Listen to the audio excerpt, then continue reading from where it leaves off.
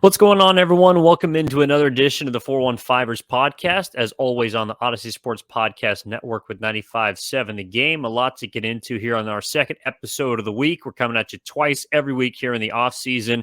That is Marc Grandi. I'm Evan Giddings. Marc, my man, how are you?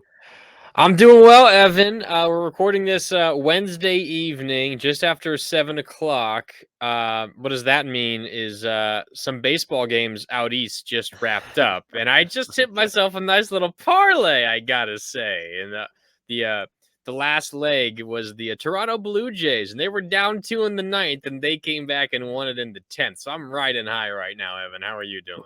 Well, I'm all right, but tell the other people what the other legs were. Tell the people what you were sprinkling on, Marc. So I was also on the Seattle Mariners, who won early in the day. I did not bet on your Oakland A's. That's a Not shame. not not They on the actually A's. got a win for seems like the first time this They season. they did get a win. The Atlanta Braves as well. Just a simple 3-leg parlay, but we take what we can get. That's a fact. Three Yeah. skips and a stone's throw equals a hmm pretty penny for Marc Grandi. And yeah, I think everything's going pretty well. Look, this week has been maybe perhaps a little bit slow as far as 49ers news is concerned. But of course, we draw closer to draft time. Some rumors are coming out, and sort of the big, I guess, draft prospect news surrounding San Francisco, at least as we're recording this here on Wednesday night, is the fact that UCLA quarterback Dorian Thompson-Robinson. He is declared for the draft after 5 years in Southern California, potentially could be on the 49ers radar because according to Aaron Wilson, a reporter down in Houston, said that DTR, as most people know him in the Pac-12, as we are very familiar with, was working out with the San Francisco 49ers. And so I've seen some perhaps conclusions jump to. I know the last episode, Marc, we talked about Trey Lance's future and kind of, I think, draft night being a big potential line in the sand, maybe for him and the 49ers. But what did you kind of read into as far as DTR is concerned, potentially being on the 49ers radar? Yeah, well, I think it's interesting. Trey Lance obviously has a big deal. He's heavily involved with this. I think there's a very real possibility that whether or not the Niners trade Trey Lance, they'll still draft a quarterback. What's the harm in drafting someone late in the draft like they did with Brock Purdy last year? Maybe you get lucky and you strike gold, and you're set. But of course, if they trade Trey Lance, they are 100% drafting a quarterback. And of course, I mean, this is a really quarterback heavy draft. The Niners are not going to get into the top 10, not even into the first round to draft one of those highly sought after quarterbacks. So where does that leave them? They need to be looking at some middle of the pack quarterbacks. And I could make the case if I really wanted to, Evan, that the fact that the 49ers are holding a private workout for Dorian Thompson-Robinson, who had some flashes. I personally really like him. I'm not so sure that his skills translate to the NFL level, but I can make the case, Evan, that if the Niners are looking at Dorian Thompson-Robinson more than just looking at him, they hosted a whole their own private workout with him. Um, Maybe that's another tell that they're looking to trade Trey Lance. Maybe if they were content with Trey Lance, they wouldn't be looking at DTR, who's probably going to be drafted, what, round 3, round 4, something like that is what it would seem like to me. If they were content with Trey Lance, if they were not planning on drafting him, maybe they don't draft the quarterback until the 6th or 7th round. I don't know. I'm sort of just talking through the logic in my own head as we go here, but I could maybe make that case that if they were looking to trade Trey Lance, DTR would be one of the first guys on their radar because he's probably going to go relatively early in the draft when it comes to where their picks are. Their first pick is in the 3rd round, which is where some people have DTR mocked going. So I think it makes a lot of sense if what we are talking about over the last couple of weeks, that the Trey Lance time in Santa Clara is coming to a close. It makes a lot of sense to me, Evan. I don't know how you feel about it, but it seems to check out. It seems to make some sense to me. Yeah, I sort of read this as the 49ers doing their due diligence, and Dorian Thompson-Robinson is, by all accounts, a pretty solid quarterback and a guy that, like you said, is going to fall towards the later part of the draft. And who knows? The 49ers also have multiple fifth-round picks, a sixth, some sevenths. And so there is going to be multiple chances, I think, to draft a guy like this. But let's take a look at the mold itself. He's relatively undersized, 6 foot, 210-ish pounds. He is versatile as a dual threat guy, and at least is coming off a pretty accurate season in which we saw him, I think, complete about 69% of his passes. I'm going to leave out, Mark, however, that he was trailing at the half to Cal. So I'll leave that part Oh out. yeah, I yeah. don't want Good to make job. too much of it. And the Golden Bears, potentially giving this guy fits. But just Cal an won elite 4 games this defense, year, by the way. just an elite defense out there in Cal. No one walks into Memorial unscathed. Actually, I'm pretty sure that game was in Pasadena, but that's neither here nor there. But no, it makes sense as a type of quarterback I think the 49ers are after, which is mobile, pretty accurate. And for where they're picking, you're not going to get a guy that can really shock you with those physical tools.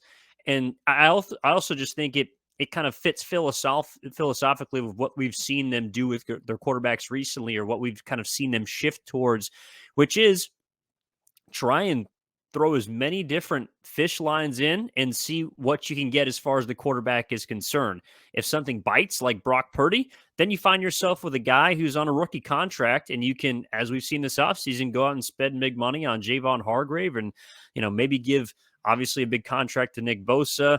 Who knows if you're negotiating with Brandon Ayuk or not? You can spend so much money elsewhere. And so I think the 49ers, I don't know if Dorian Thompson-Robinson himself is going to be a future 49er, although if he fell to a fifth, sixth, or seventh round, might be scooped up by San Francisco. I do think the type of quarterback is what we're seeing Kyle Shanahan in this front office target, which is, a smart veteran guy with experience. And he played 5 years in college, over 50 games played. He at least was impressive, especially in his senior season. I know he had some ups and downs after being kind of a sexy underclassman type prospect. But I think it points towards what the 49ers are looking for in this draft, and maybe in future ones, depending on how they want to use their draft capital, which is trying to find guys in those later rounds that they can maybe hit or miss on. And if you miss, then that's fine too, because you got 11 picks in this draft. Yeah, looking at some more of his numbers and looking through the rest of the class, I might have oversold his draft position a little bit. You're probably right that it will be in the later rounds, so potentially the interest in Dorian Thompson-Robinson might not mean all that much about Trey Lance. But I mean, you look at who he is as a player, Evan, and you can see why you might have a team that gets excited and maybe drafts him earlier than a lot of the projections. I mean, he's a guy he's 6'2", so he's not incredibly tall, but he's taller than some starting quarterbacks around the NFL. He has incredible athleticism and mobility. I mean, every Saturday you watch a UCLA game and he's breaking off a wild 40-yard run. He definitely improved as a passer. You mentioned he had a really good last season. It was his 5th year playing most of the snaps as UCLA's quarterback, and plays in a relatively quarterback-friendly scheme over the last few years, led by Chip Kelly. So he had a lot of things going in his direction. From looking at the tape and watching him play, obviously you and I are both Pac-12 guys. We watch a lot of Pac-12 football, watch a lot of UCLA football. Not the greatest, I don't know, I guess I would say reader of defenses. He can turn the ball over. He's certainly very capable of doing that. I wouldn't say he's terrible in terms of accuracy, but sometimes he just misses lurking defenders here or there, and that leads to turnovers. So that's probably a big reason why he's going to fall a little bit in the draft. But the physical tools, Evan, are really enticing, which is why I think there's a chance he could go a little bit higher than some projections. But looking at all of his turnover-worthy throws, I would imagine that's probably his number one drawback at this point. Yeah, I think that's certainly fair. And I think that's a big reason why you're seeing him projected as I think people have kind of pegged him, at least from the scouting reports that I've read, as a tail end QB3, a guy that could make the roster or a practice squad guy. You can never have too much quarterback depth as we saw from last year. And also, I think at 23 years of age, he's seasoned, he's experienced in college, but he's still obviously young with room to grow.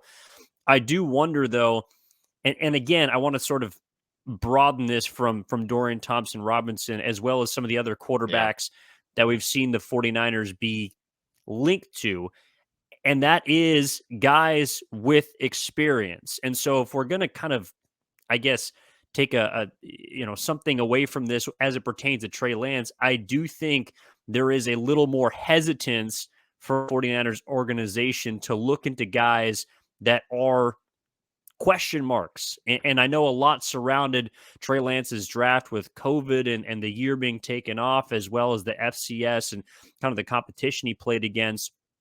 And I know that's an outlier. There's not a lot of those guys that were that good at that time as Trey Lance. The majority of the guys fit the Dorian Thompson-Robinson mold or fit the Brock Purdy mold.